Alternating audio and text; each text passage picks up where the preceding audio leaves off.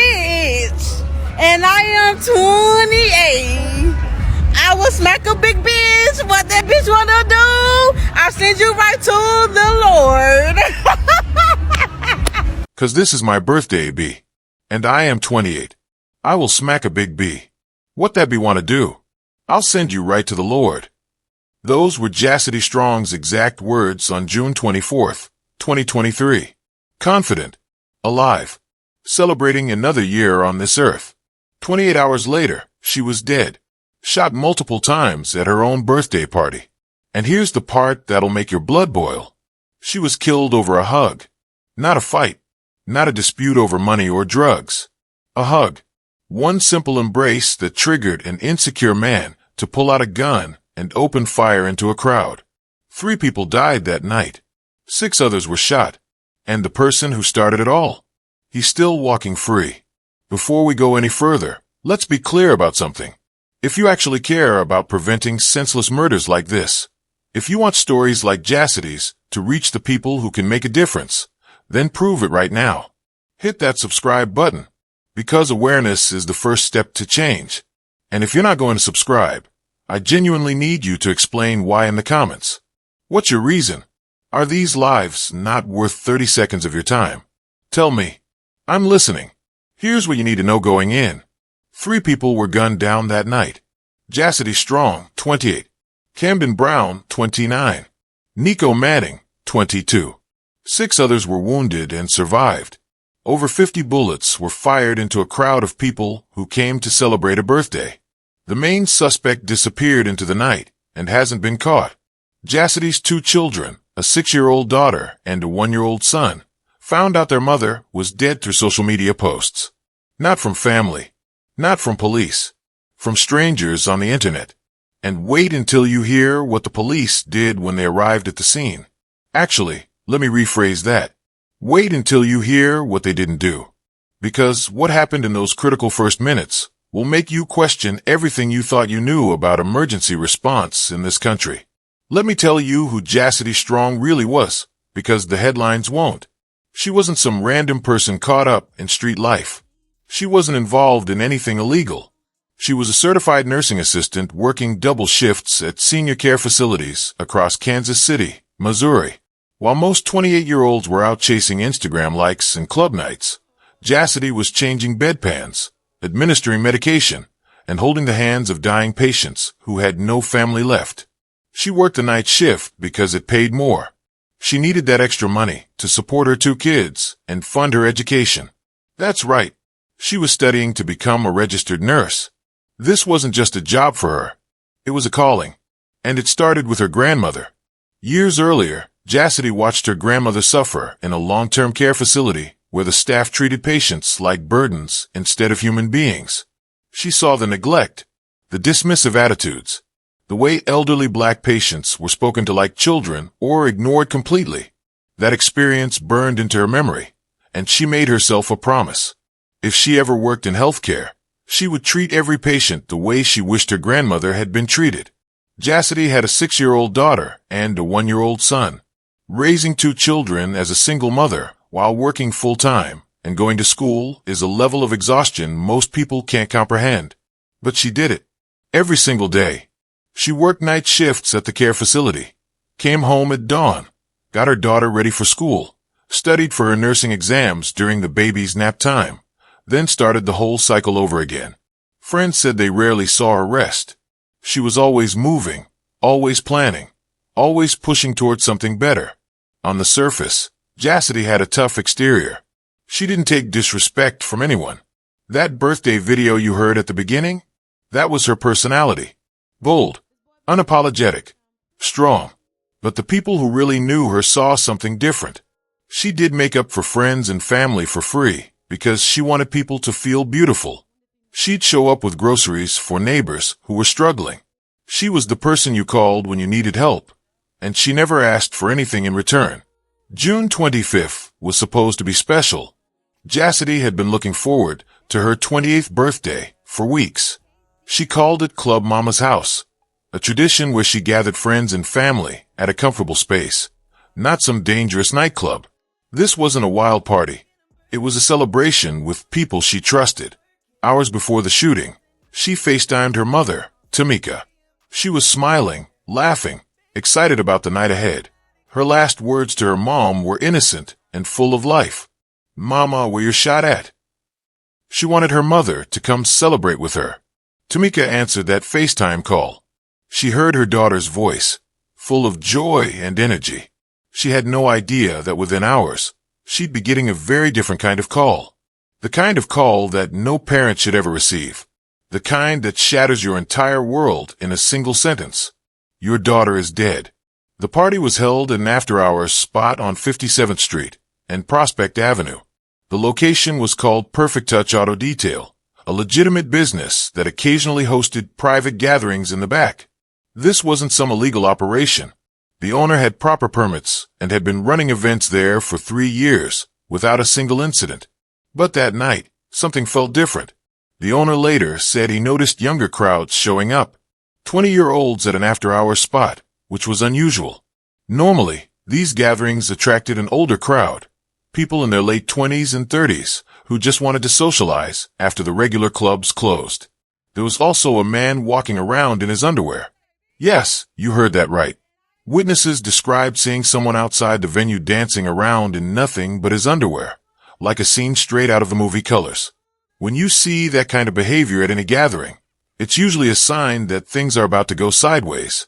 The business owner had hired professional security for actual scheduled events in the past. Armed guards, metal detectors, the whole setup. But this particular night, there was no security presence.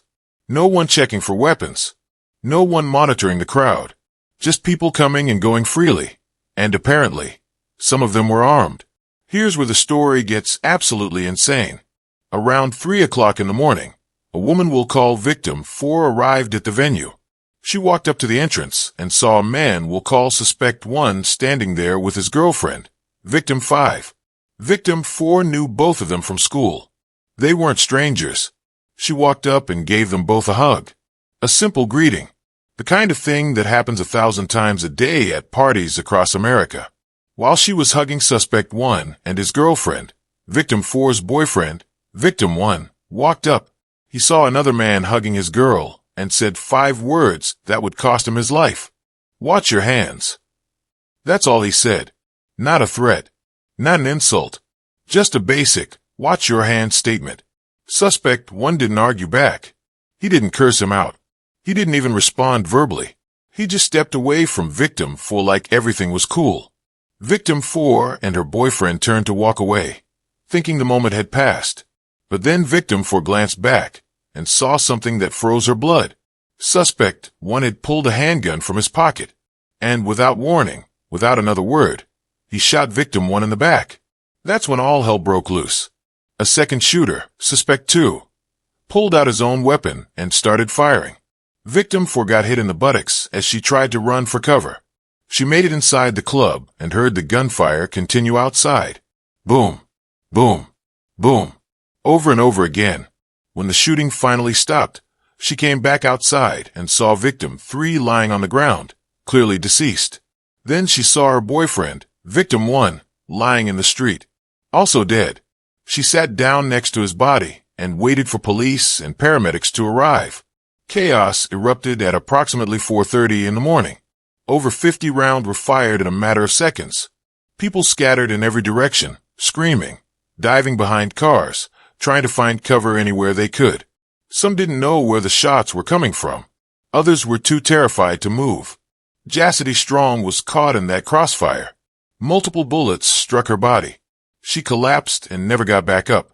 Camden Brown, 29 years old, was also hit and killed. Nico Manning, just 22, became the third victim to die at the scene. By the time the smoke cleared, the shooters were gone, vanished into the Kansas City night like ghosts. Witnesses were in shock, some injured, others traumatized by what they'd just seen. And then came the part that nobody expected, the response from law enforcement that would leave families furious and the community demanding answers. The stop snitching mentality immediately kicked in. But this time, it wasn't just about street code. People genuinely didn't see who fired which shots because everything happened so fast. Research Medical Center is 5 minutes away from 57th and Prospect. 5 minutes. If you're driving normally, obeying traffic laws, it's a 5-minute trip. In an emergency with sirens blaring, you could make it in 3. Maybe less. But here's what actually happened. Victims lay bleeding on the ground for 30 to 45 minutes before ambulances transported them. Let that sink in. People with gunshot wounds, fighting for their lives, were left on the pavement for nearly an hour while police officers stood around. The business owner said he left the scene for less than 2 minutes to move his car. When he came back, police had already arrived and were standing over the bodies. But they weren't doing anything. No CPR. No first aid. No urgency whatsoever. Just standing there. Family members gathered up the street, watching helplessly as their loved ones lay dying on the ground. They could see the bodies covered with sheets. They could see the police officers milling around, talking amongst themselves. What they didn't see was anyone trying to save lives. One of the most disgusting parts? While families were still in shock, still processing the fact that their children were dead, a tow truck showed up. One of the victims' family trucks had been hit by bullets during the shooting. Instead of leaving it alone out of respect, police had it towed. When family members asked about retrieving personal items from the vehicle, they were told they needed to sign a release form. A release form. While their loved one's body was still on the ground. The truck got hooked up and towed away while relatives stood there pumping their chests, furious and helpless. The business owner gave an interview that revealed just how broken the response was. He explained that he'd been running that location for 3 years, without problems. He'd hosted graduation parties, given away free detailing services to the community, worked with local programs to help people. When he held actual scheduled events with large crowds, he hired professional security, licensed armed guards, people trained to handle conflict. But this wasn't one of those events. This was a private birthday gathering that went horribly wrong. He talked about watching police officers that night, standing around while victims were still alive, still breathing, still coherent. He specifically mentioned one victim's mother who stayed on 59th Street, pumping her chest because her son was on the ground and nobody was helping him. The owner kept asking the same question. How did ambulances not get there faster? How were police on scene within minutes? But emergency medical services took 30 to 45 minutes. He drove himself to Research Medical Center once with a hand injury and knew exactly how close it was. His conclusion was simple and devastating. They could have saved those kids. They had time. They had proximity. They just didn't act. And when families saw that negligence with their own eyes, they stopped cooperating with the investigation. Not because of street code, but because of betrayal. Days after the shooting, Kansas City's mayor showed up for the cameras. But according to the business owner, the mayor never actually spoke to him. Never came up to ask what happened. Never expressed condolences to the families who were there. He just stood way down there, far from the actual scene, made his statement, and left. The city immediately moved to shut down the business. Perfect Touch Auto Detail became the villain in the story, even though the owner wasn't even present when the shooting happened. The venue got blamed while the actual shooters remained free. Local leaders called for action on gun violence, using all the right buzzwords. Thoughts and prayers. Community healing. Coming together. But the families who were actually affected? They'd heard it all before. Empty promises from politicians who show up for photo opportunities, then disappear when it's time to do real work. Meanwhile, Suspect 1 was still out there somewhere, living his life, while 3 families planned funerals. Jassidy's 6-year-old daughter keeps asking when mommy is coming home.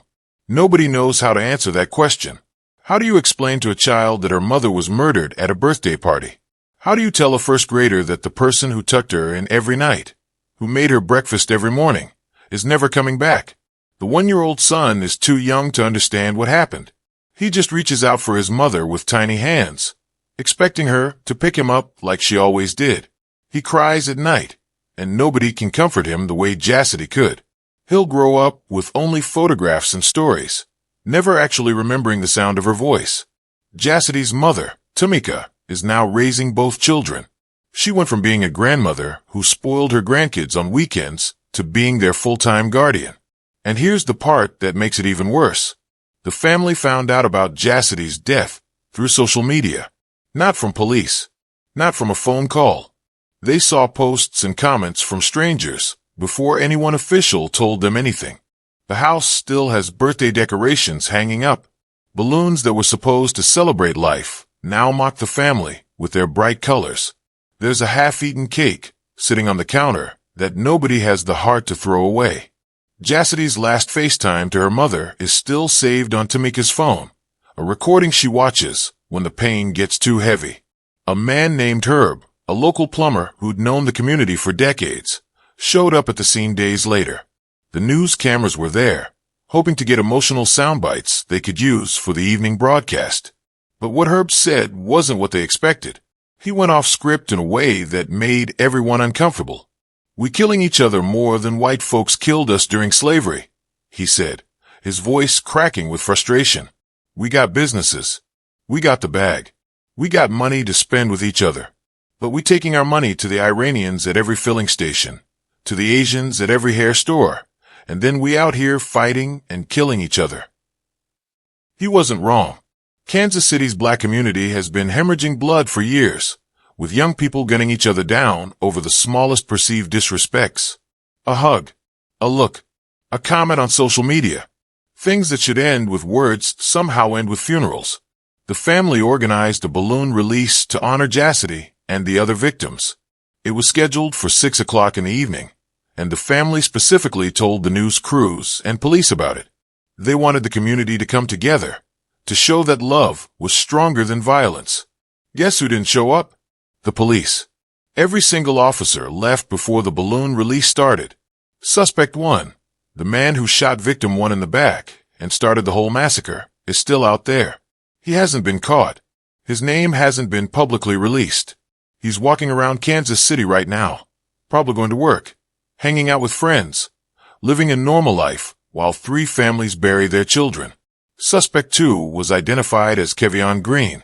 He was charged with first-degree assault, 3 counts of second-degree murder, and 4 counts of armed criminal action. But his case has stalled in the system, dragging on with continuances and delays while his victims remain in the ground. Victim 4, the woman who got shot in the buttocks, told police exactly who both suspects were. She knew them from school. She gave their names. But in Kansas City, knowing who did it and proving it in court are 2 very different things. Witnesses get scared. Surveillance footage is grainy. Cases go cold. And another unsolved murder gets added to Kansas City's growing list of families without justice. Tamika Jenkins could have done what most grieving mothers do. She could have retreated into her pain, focused on raising her grandchildren, and tried to move on with her shattered life. But she didn't. Instead, she turned her grief into a weapon against the system that failed her daughter. She created a petition for something called Jass's Law. The goal is straightforward but revolutionary for Missouri. Regulate firearms at public gatherings. Require stricter controls on who can carry concealed weapons into events. Make it harder for armed individuals to walk into parties and turn celebrations into crime scenes. Missouri has some of the most relaxed gun laws in the entire country. You can carry a concealed weapon without a permit. You can open carry almost anywhere. The state has repeatedly blocked attempts to add any kind of meaningful regulation, with legislators claiming it violates Second Amendment rights. Tamika knew she was walking into a political war zone, but she didn't care. She started gathering signatures, showing up at community meetings, telling her daughter's story to anyone who would listen. The petition grew slowly at first, then picked up momentum. Local news covered it. Social media amplified it. Within weeks, she had nearly 500 signatures and counting. Missouri State Representative Richard Brown joined Tamika's fight, but even he admitted the odds were stacked against them. He'd been pushing for gun legislation for years and kept hitting the same wall. Legislators in Jefferson City refused to budge, no matter how many people died. Many of the legislators will not change these gun laws no matter how many people die, Representative Brown said publicly. It wasn't a political attack. It was just the truth. Year after year, bodies piled up. Year after year, lawmakers offered thoughts and prayers, but no action. The problem wasn't even calling it gun control anymore. Tamika and Representative Brown learned that politicians hated that phrase. It made them feel like they were losing power. So they changed the language, started calling it gun responsibility instead. Same concept, different packaging. But even with softer language and community support, the resistance remained fierce. Gun rights advocates showed up at meetings to argue against any restrictions. The debate became about freedom versus safety, rights versus lives. Kansas City's homicide rate has been climbing for years. 2023 saw over 180 murders, many of them involving young black victims who barely got mentioned in the news cycle. A shooting happens, a name gets reported, maybe there's a candlelight vigil, and then everyone moves on to the next tragedy. Young black women like Jassity rarely get sustained media coverage. Their stories are reduced to statistics, their lives summarized in 2-sentence news briefs. Victims get blamed for being in the wrong place at the wrong time, while the systems that failed them escape accountability. Resources that could prevent violence, mental health programs, conflict resolution training, youth intervention services, get defunded while police departments receive military-grade equipment they'll never use. Let's be brutally honest about what could have stopped Jassity Strong from dying that night. First, the police response was inexcusable. 30 to 45 minutes with victims bleeding on the ground when the hospital is 5 minutes away is not an accident. It's negligence. Proper emergency protocols could have saved lives. Second, if there had been actual security at that venue, armed professionals trained in de-escalation, the situation might never have reached the shooting stage. The business owner had hired security for other events without incident. But that night, there was nobody checking for weapons, nobody monitoring conflicts. Third, accessible mental health resources and conflict resolution programs could address the root cause. An insecure man saw his girlfriend get hugged and immediately jumped to violence. That's not normal. That's untreated trauma, toxic masculinity, and a complete lack of emotional regulation skills. Fourth, gun responsibility laws that Tamika is fighting for could make a difference. Making it harder for people to carry concealed weapons into gatherings wouldn't stop every shooting, but it would stop some, and some means lives saved. Fifth, breaking the cycle of silence requires rebuilding trust between communities and law enforcement. When families watch police stand around doing nothing while their children die, that trust evaporates. When cases go unsolved year after year, people stop believing the system works. Why do gunshot victims lay bleeding while police officers chat with each other? Why are black neighborhoods consistently underprotected and overpoliced at the same time? Why does a venue get shut down while the actual murderers walk free? How does one hug, one simple greeting between people who knew each other from school, result in 3 dead bodies and 6 wounded survivors? When will enough finally be enough?